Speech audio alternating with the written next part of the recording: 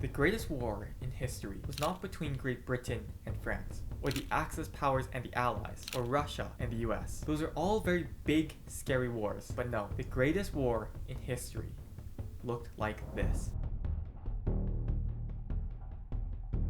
It lasted a total of 30 days and had just under 1,000 casualties. And this war wasn't even between two countries. Instead, it was a battle against some of nature's most fearsome creatures. And similar to most battles that are fought to either eradicate or to conquer, this war was fought with the intention of killing one very specific creature: emus.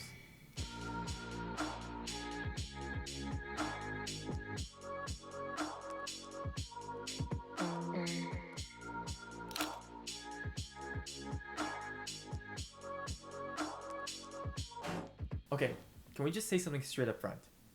Do we all agree that Australia is home to some of the most unique and diverse wildlife on planet Earth?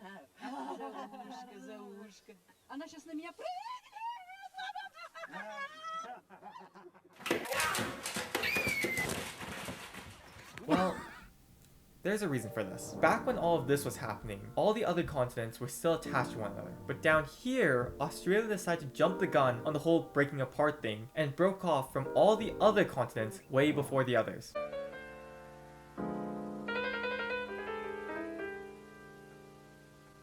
This caused the plants and animals on the Australian piece of land to evolve in complete isolation for a really, really long time, far away from anything else. Like, when we talk about the 7 continents, it's like North America, Asia, Africa, and then Australia. Like, it's its own country, but it's basically its own continent too. This isolation resulted in Australia having wildlife and soil that is totally unique to the continent. They don't exist anywhere else, and it stayed that way for a really, really long time. Well, that's until these guys showed up.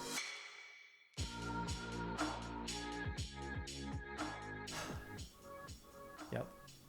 It's another story about these guys showing up from Europe and messing things up. Okay, so the year is 1788, and the indigenous have been living on the continent of Australia for 70,000 years. But despite this, you get this guy who shows up and claims the possession of the east coast of Australia for the British Crown.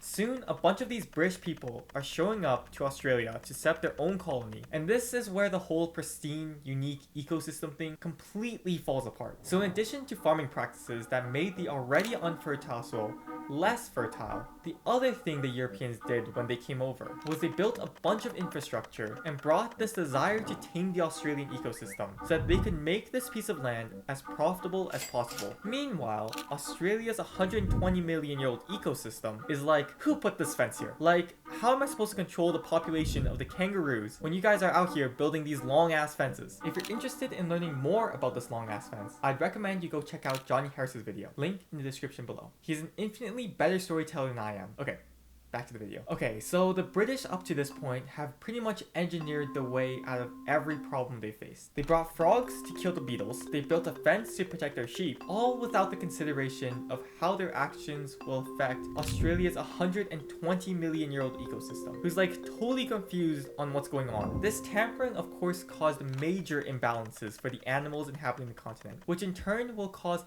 a lot of problems for the soldiers returning from World War I. Okay, the year is 1916, and the Australian soldiers, who have now become farmers, are given land by the Australian government to raise crops. The work turns out to be exhausting and backbreaking because years of bad farming practices have left the soil devoid of any nutrients, but at least they were still earning enough to make a living. Well, that's until this happened. 15.5 million shares of stock sold in a single The day. Depression meant that nobody was buying, and when nobody is buying, there's no one to sell to. Because Australia relied so heavily on its export industries like wool and meat, it was hit harder than any of the other developed nations. Many of Australia's farmers left for the cities because they just weren't making enough farming. For those who did remain, well, things were about to get a whole lot worse.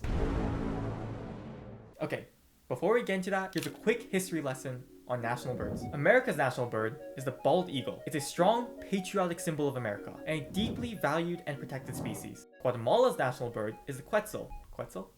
I hope I'm saying that right. It's a beautiful bird whose iridescent green tail symbolizes growth and goodness. It too is listed as a protected species. Australia's national bird is the emu, and it's a pest. It's also on a lot of the menus around the country. Emu farm.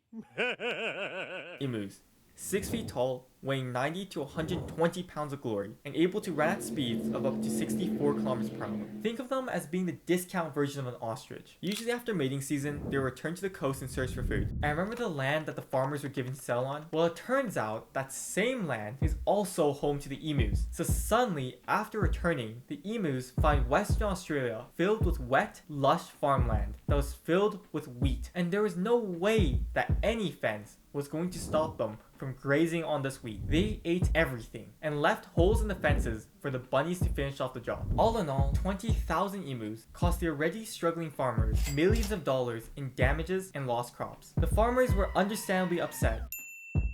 And by 1932, they had had enough. But instead of bringing their concerns to this guy, who was the Minister of Agriculture at the time, they decided that this was a job for the military. So instead, they went to this guy, the Minister of Defense, which meant Australia was going to go to war with the emus. Now, of course, not everybody was on board with this. Many thought it was barbaric and dumb, but this guy thought the emus would make good target practice for the boys, and the operation went ahead. Major G.P.W. Meredith and his men were going to put a stop to this harassment. The first battle took place on November 2nd in Campion. The soldiers saw a flock of birds in the distance and began to open fire. The emus, shocked by the sound of guns, split up into smaller groups and ran in every direction. By the end of the battle, the men were only able to kill what they called a number of birds. It turns out that emus are actually a lot more resilient than what people may think. Each bird is able to take multiple bullets and still run at full speed, causing this guy to compare them to literal tanks. Quote, if we had a military division with the bullet carrying capacity of these birds, it'd face any army in the world. The next battle took place on November 4th near a local dam, but unlike last time, Meredith waited until the birds were close enough before open firing. Maybe they were just unlucky, but both guns jammed after only 12 birds were killed. So far the Australians have fought 2 battles and lost 2 battles with the emus.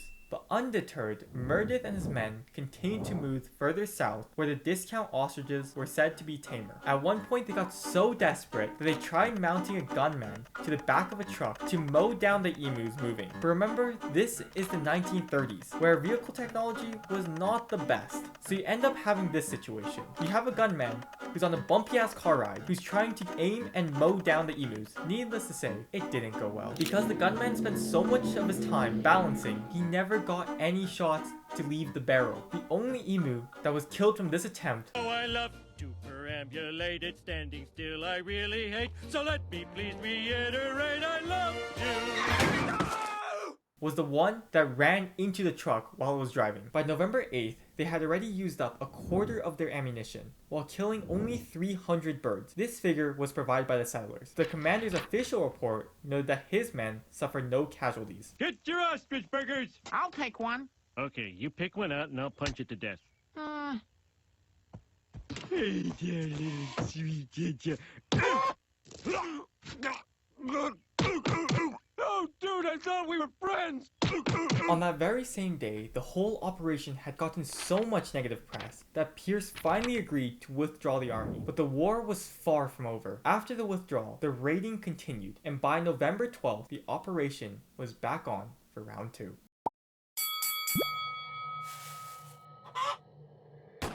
By this time, Meredith's men had learned the emu's guerrilla tactics, killing approximately 100 emus per week, and by the 2nd of December, Meredith's men had 986 confirmed kills, while at the same time burning through 9,860 rounds of ammunition, exactly 10 per bird. Yeah, I don't know if I'd consider this a win for the humans. After all, they killed less than 1,000 of the 20,000 birds wreaking havoc, and burned through almost 10,000 rounds of ammunition. So in the end, the emus won the Great Emu War of 1932. I think this just goes to show how we shouldn't try to battle Mother Nature, because whether it is emus or climate change, we just aren't good at predicting what Mother Nature will do. Instead, we should learn how to coexist with the different animals that share this planet with us. If you made it to the end of the video, thank you so much for watching. This is a new video series named Decoded, where I try to learn some of my favorite YouTubers' editing styles. This video was in the style of Johnny Harris. If you're curious about how I made any part of this video, please leave a comment in the comment section below. If there's enough comments, I'll do a breakdown on one aspect.